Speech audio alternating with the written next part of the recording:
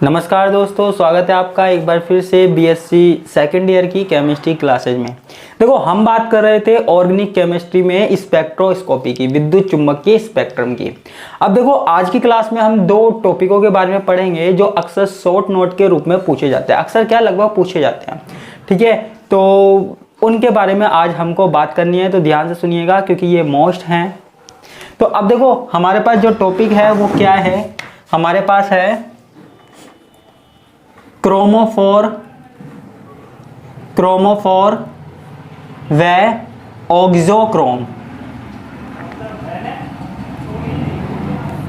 दो टॉपिक है हमारे पास, क्रोमोफोर और ऑक्सोक्रोम, है ना। क्रोमोफोर, इसको हम क्या बोलते हैं, वर्णमूलक भी बोलते हैं। क्या बोलते हैं? वर्णमूलक भी बोलते हैं। और ये जो ऑक्सोक्रोम है, इसको हम क्या बोलते हैं, वर्णवर्धक भी बोलते हैं। क्या बोलते हैं? वर्णवर्धक।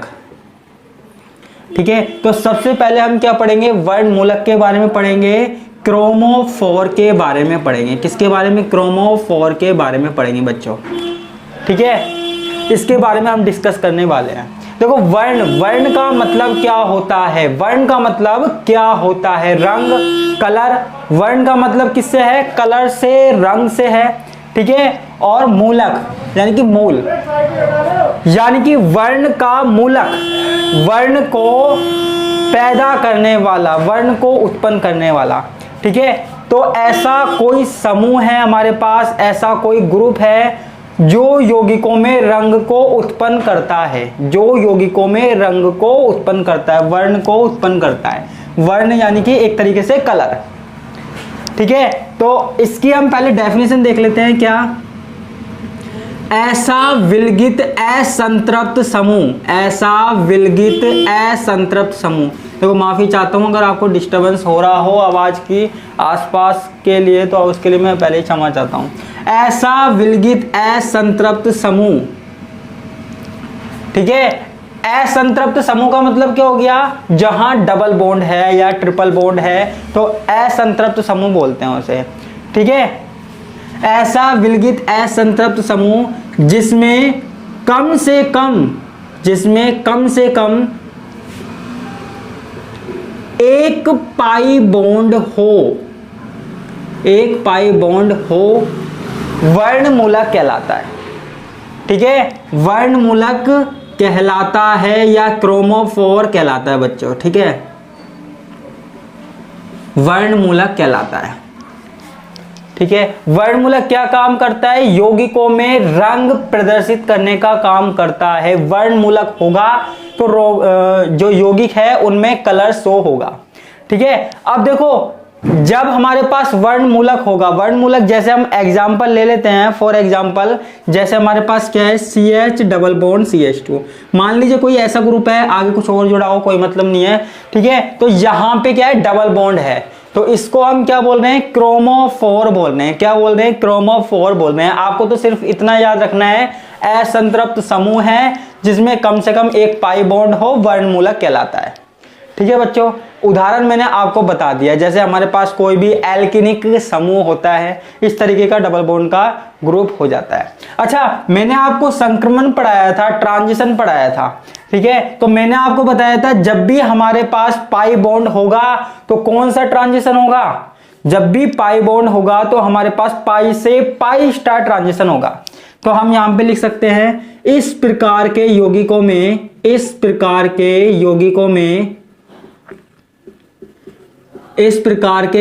में पाई से पाई स्टार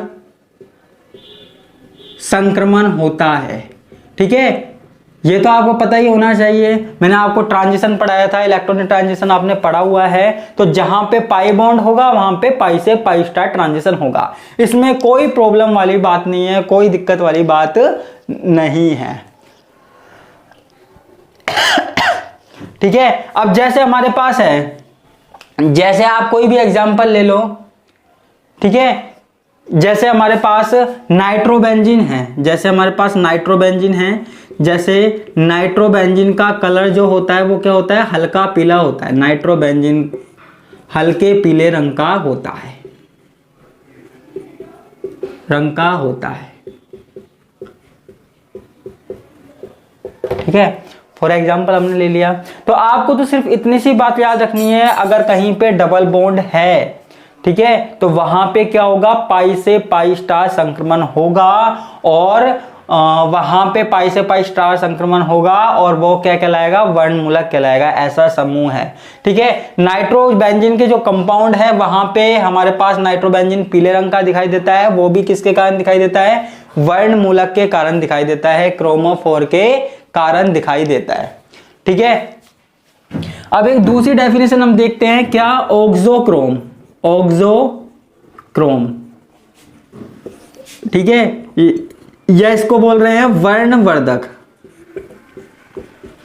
ठीक है। वर्णवर्धक यानी कि वर्ण को बढ़ाने वाले, ठीक है, नाम से ही पता लग रहा है वर्णवर्धक, वर्ण यानी कि रंग, और वर्धक यानी कि बढ़ाने वाले, रंगों को बढ़ाने वाले। यहां पे क्या था, रंगों को उत्पन्न करने वाले, और यहां पे रंगों को बढ़ाने वाले, ठीक है। अब देखो इसकी क्या पहचान है, वर्णवर्धक को हम कैसे पहचानेंगे, इसको हम कैसे पहचानेंगे, इसमें लिख लेंगे ऐसे संतृप्त समूह, ऐसे संतृप्त समूह जिनमें कम से कम एक अबंधी इलेक्ट्रॉन युग्म हो, एक अबंधी इलेक्ट्रॉन युग्म हो,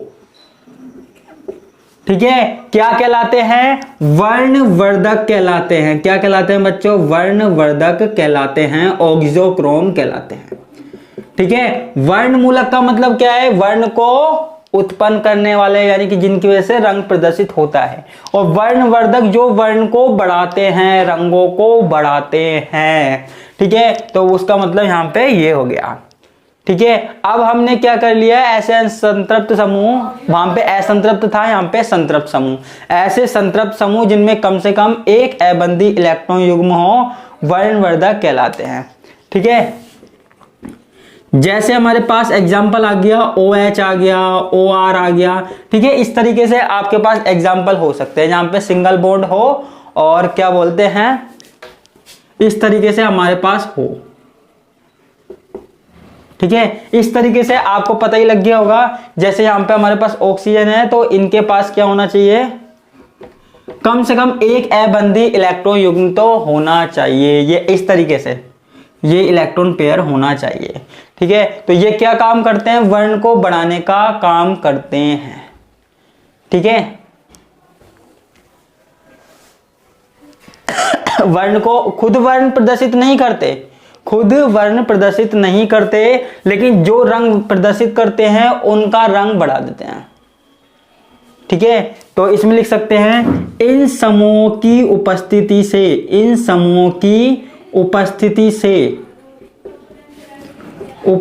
से क्या होता है, इन समूहों की उपस्थिति से किसी वर्णमूलक, वर्णमूलक यानी कि जो हमने पहले पढ़े थे, इन समूहों की उपस्थिति से किसी वर्णमूलक के अवशोषण व तरंग दैर्ध्य में परिवर्तन किया जा सकता है, तरंग दैर्ध्य में परिवर्तन कर सकते हैं, ठीक है। ये साथ में आपके नोट्स भी बन रहे हैं, आप चाहो तो इनको लिख सकते हो, आप ऐसा कैसा एग्जाम में उतार सकते हो, कोई प्रॉब्लम वाली बात नहीं है, कोई दिक्कत वाली बात नहीं है, ठीक है। तो वर्णवर्धक क्या काम कर रहा है, वर्ण को वर्धक करने का काम कर रहा है, बढ़ाने का काम कर रहा है यहां पे, ठीक है। तो मैं इसको मिटा देता हूं, थोड़ा सा और बताना है मुझे वर्णवर्धक के बारे में,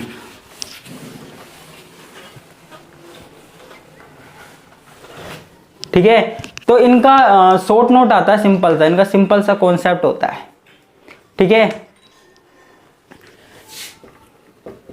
एक बात और लिखता हूं, रंगीन यौगिकों में इस प्रकार के समूह के, रंगीन यौगिकों में इस प्रकार के समूह, इस प्रकार के समूह के प्रवेश करने से, प्रवेश करने से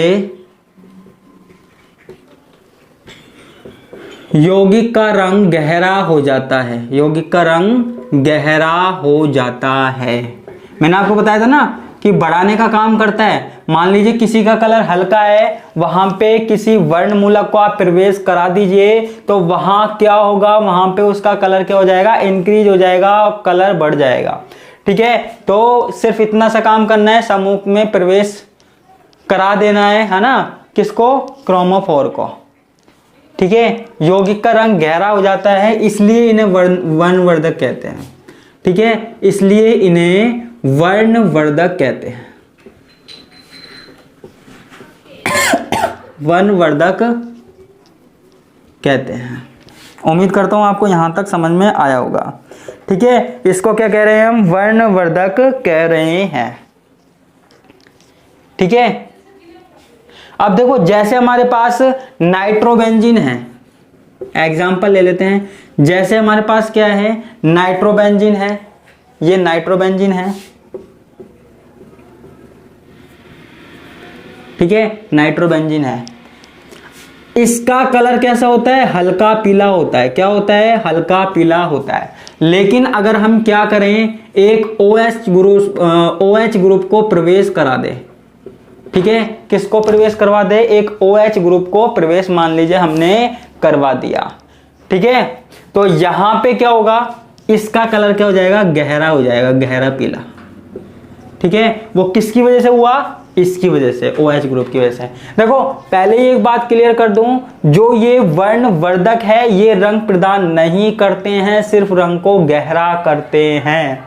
ठीक है, सिर्फ रंग को गहरा करते हैं।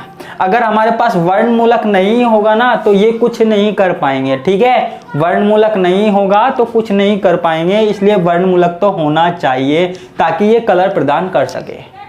ठीक है, तो वर्णमूलक का काम क्या हो गया, रंग प्रदान करना, है ना, रंग प्रदर्शित होता है उसके द्वारा। और वर्णवर्धक क्या करता है, वर्ण को बढ़ावा देता है, वर्ण को वर्धन करने का काम करता है, इंक्रीज करने का काम करता है। ठीक है, तो ये हमारे पास किसकी व्याख्या हो गई, क्रोमोफोर और ऑक्सोक्रोम की। ये शॉर्ट नोट के रूप में आते हैं और 3-4 टॉपिक हो रहे हैं जो शॉर्ट नोट के रूप में आते हैं, उनको भी मैं करवाऊंगा। ठीक है, तो आज की क्लास में सिर्फ इतना ही, बाकी का हम देखेंगे नेक्स्ट क्लास में। धन्यवाद, नमस्कार, बाय बाय।